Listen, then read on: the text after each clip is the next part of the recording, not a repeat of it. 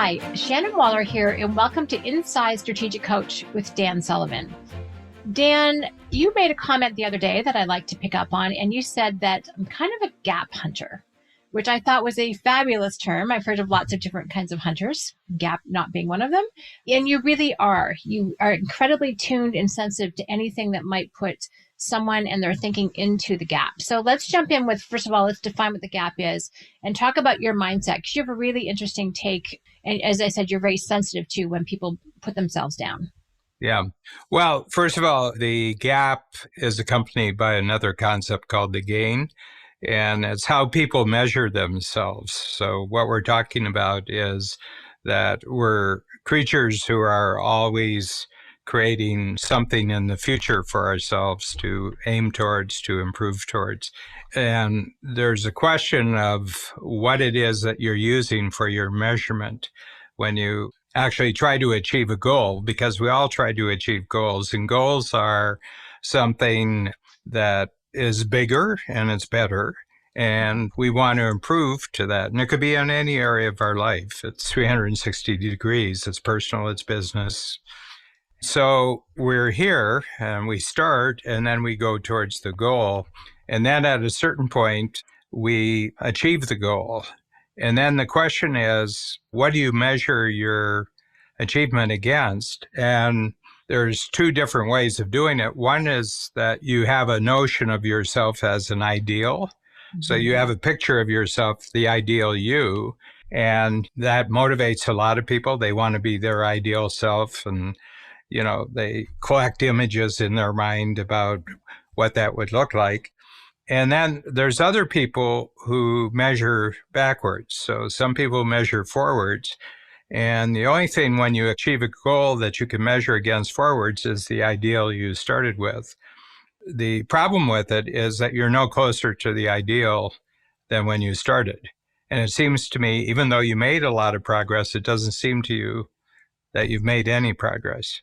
And you're disappointed and you're self-critical. Mm. You don't really get very, very much value from the achievement. Okay. I'll come back to that because it's really the gap part of it that I want to talk about. Other people achieve the goal and then they turn around and look backwards and say, well, where do I start? And even if they didn't achieve as much of the goal as they did, they sense, yeah, but I'm a lot further ahead than where I was. And they get a lot of value. They get satisfaction. Their energy goes up. They sense a new capability. They sense new confidence. So that's a good way to do it. Okay. Mm-hmm. And you'll be happy throughout life if when you achieve a new goal, you measure backwards from where you started. It's a switch in your brain. Mm-hmm. So when you say I'm a gap hunter, what I'm looking for is any way that people talk about themselves and they talk about their general lack of happiness or dissatisfaction with what's going on in their life. And immediately I know in some part of their thinking, they're actually comparing themselves to an ideal, which is not achievable. So I notice that there's certain types of language, the way people talk about themselves, the way they talk about other people, the way they talk about, what they're involved in, what kind of activities they're doing, where there doesn't seem to be any happiness in it. And I said, they're measuring improperly. Mm-hmm. All their unhappiness is coming because they're not measuring properly. And I am super sensitive to it. I used to have it myself. So first of all, I'm a recovered gapper. I'm a recovery gapper. But I also was pretty good about, in certain situations, measuring backwards, so I got satisfaction out of my achievements. Mm-hmm, mm-hmm. It's interesting, Dan, as you talk about, as you move towards an ideal. So I'll think about, it's so true. Like you get close, you even achieve a goal towards it, but then you're like, yes, but. And I think that's one of the language cues that tells you that, like, oh yeah, I lost X pounds, but I'm still flabby. And then they'll use the word should, would, or could. And should, would, or could. The moment you hear these three words, and it's odd because they come from totally different language sources. If you look up should, would, and could, they come, but they rhyme with each other, But I noticed that the use of these three words, I have cleared my thinking of those three words, and I've cleared my speaking of those three words, because the moment you use should, would, or you're in the gap. I so love that. And kudos to my mother, Marilyn, because should has always been a 4-letter word in my house. I could get away with cursing more easily than I could do that. Mm-hmm. And then when I met you, Dan, you said, should is an externally imposed expectation. It does not come from you. Mm-hmm. It's where you've bought into someone else's ideal and you're trying to live up to it. But as far as you're concerned, because it was not self-generated, it's not relevant and it's automatically going to be gap inducing if you think of it that way. So that's really helpful. I mean, you have worked with and do work with hundreds, thousands of entrepreneurs, tens of thousands, and you see this a lot. So what's the impact when someone constantly is hanging out in the gap versus the gain? What's the impact? Why is this so important? Well, they don't get any happiness out of their capabilities. They don't get any happiness out of their successes. Yeah, there's a chronic dissatisfaction with their life, and they keep looking for the bigger goal in the future that finally is going to give them happiness out of achievement.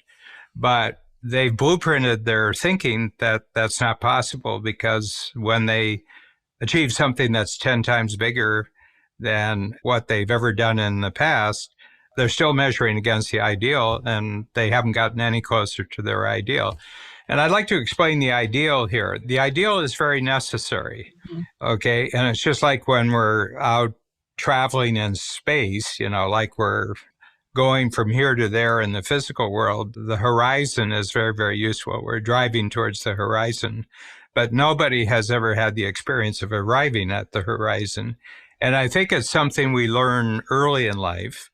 That horizon, to a certain extent, is happening in our brain. It's not happening out there, because when we get to the thing that we thought was the horizon, it's just like where we were. But if you're judging, I don't see too many people chronically unhappy throughout their lives because they haven't actually reached the horizon. But I do see enormous numbers of people, and oftentimes very talented and very, very capable individuals and ambitious individuals, who are chronically unhappy because they can't reach the ideal. And the ideal is just a mental framework that, in the case of the horizon, allows us to deal with space, because we're spatial creatures. And the ideal allows us to deal with time. Okay, so we're creating a future. And my sense is that a lot of people just never come to grips with this, and they get a lot of reinforcement from the outside. Parents, could be teachers, could be television, could be social media, where they're told to aspire to the ideal and that they shouldn't be happy with themselves until they achieve their ideal. And so I think that this can become hardwired before you have the real ability to think for yourself, and it just becomes their way of operating throughout their life. And I see it all over. I see it in very powerful corporate executives. I see it in sports stars. I see it in political leaders. I see it in entertainers and everything like that. And here they are. They've got these extraordinary, really, skills. They've got extraordinary opportunities, and they pull off extraordinary achievements.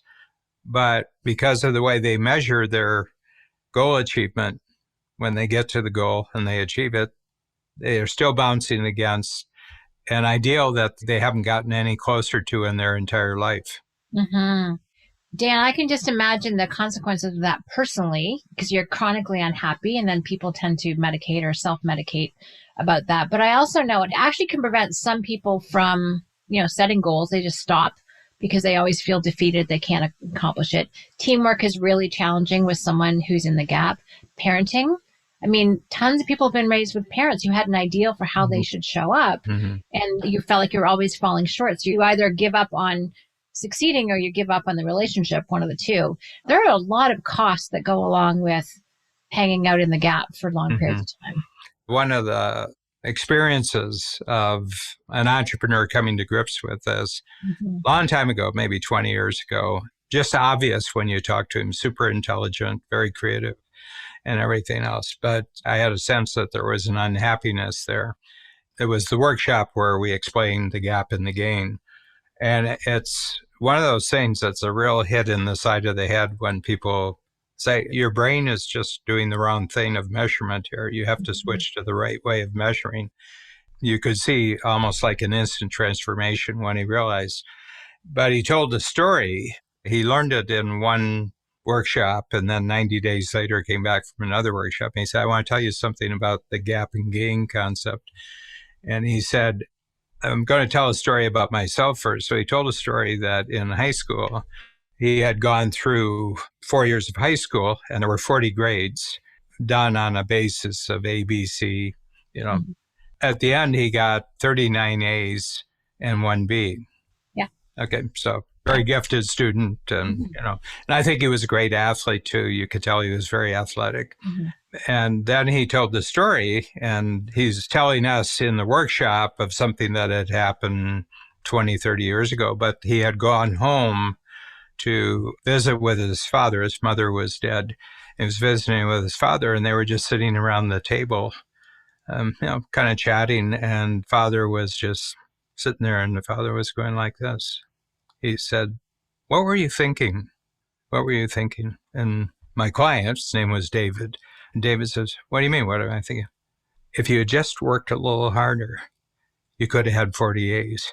And this is like 25 years after he graduated from high school. Yes. And his father was mulling over the fact that his son got 39 A's, but he could have had 40 A's if he had just worked a little harder. Oh. And because he had understood the gap and gain concept, at his last workshop, and this was happening between workshops, he just sat there and he says, Dad, why are you doing this? And he says, because you could have had 40 A's. And he realized that you didn't get 40 A's. Covered a vast number of subjects of how his father thought badly of him, and that he could never make his father happy. He could never make his father happy. So that suggests that the father was doing the same thing to himself. But then on the way home after this, he just had to pull off to the side of the road and just sit for about a half hour because he had a very talented teenage daughter, and he was doing exactly the same thing to his daughter. Oh. And she had all sorts of problems. She had to counseling, and she was on medication. She had eating disorders and everything like that. So my sense is that it's a very simple process at the heart of it, but either the enjoyments can be endless from the one type of measurement, and the dissatisfaction and unhappiness can be endless on the other. It can show up in dozens of different ways of being unhappy and dysfunctional, and it just happens to do because of the way the brain measures progress. And you measure progress forward, always unhappy, measure the progress backwards. So one of the things that I do, Shannon, and we'll talk about that, so ask me now, how do you deal with that? Well, Dan, that's a really powerful story. It gave me goosebumps. And I think we don't realize sometimes when we take that early training or learning and we pass it on to our loved ones.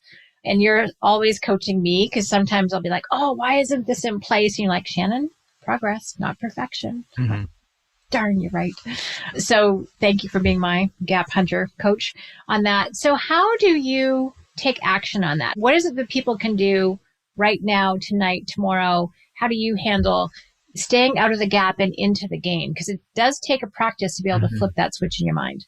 Well, and I do this with everything. When I introduce a new thinking process, what we call intellectual shortcuts. So the gap and the gain is an intellectual shortcut in the sense that when I hear something, I'll say, he's in the gap. You're in the gap right now, and I can explain it to them. You don't need 100 hours of counseling to get the point here. You don't have to go to a psychiatrist. Invariably, the psychiatrists and psychologists that I've met and talked to are in the gap. And they've created all sorts of explanations, this syndrome and this syndrome and this syndrome. But they're missing the fundamental point that it's about how you measure achievement and progress. It's a misreading. It's a mismeasurement, if I can coin a new word there. So the thing that I do if I'm introducing a new concept and skill, I'll say, I want you to go back and identify 3 experiences in your life where the thing we're shooting for here, you've already done it. You've already been successful in these 3 experiences. And if you've been with me for a long time, you've had dozens and hundreds of your past experiences identified. You've taken a look at it, and you've seen that in those experiences, you move from here to here, and basically you are today because of the progress you made in the past. And it takes up individuals' appreciation of their past experience. Mm-hmm. I mean, they can get the concept real fast. Intellectually, they can get, but it may not be in your wiring. You'll do it, automatically because you've always measured wrongly. Mm-hmm. But the more I reinforce their past, it sends a couple of messages. Once, I've always been making progress, and I'm only capable of doing what I'm doing now at this much higher level of achievement because I had these past experiences. But the other thing is it tells them what's going to happen in the future, that they're also going to have progress in the future. And they've got a chance today to set a goal where they can get the same kind of achievement that they did in the past. On the one hand, you have to give them a framework and intellectual shortcuts. I said, other than gap and gain, there's nothing else to think about here. Okay, there's nothing else to think about. There's no other explanation. Okay, you're unhappy because you measure forwards against the ideal. You're happy because you measure backwards to where you started and you see the progress. But then they have to have the constant experience of having successful experiences. And instead of waiting for them to have one successful experience, another successful, I just go back and I start saying dozens and dozens and hundreds of experiences where you've already been successful. So they get the proof that they can be happy with their experience and their achievement by starting with the past. And then gradually they start doing the same thing to their future progress. I love that, Dan. And I also think about, we start our workshops often with the positive focus, which is just reflecting over a time period, not necessarily a specific intellectual shortcut, but just over a period of time. Last 24 hours, on the weekly planning call I just did on Monday, I did the last week. What have been your wins personally and professionally? Our win streak app helps you track it every day. You are rewiring your brain because I think we live in very much a perfectionistic type of ideal society, and changing it. And it makes you, by the way, a much more positive, optimistic person to be around when you're always the one who measures progress. And that's a really cool byproduct. Well, I want to finish this off that if you're unhappy with yourself, right, and you measure your own achievements against the ideal, you also do that to other people's achievements. Mm-hmm. So you'll never praise them in such a way that they can feel happy with the progress they made. You can't do the bad thing to yourself and do the good thing to somebody else. You'll be unhappy with other people, and other people will feel kind of oppressed because you're never impressed. That's a good line. I love that. Dan, I have so many takeaways from today's conversation, and particularly around, the fact that you are a gap hunter and you're incredibly tuned to when any kind of language induces the gap.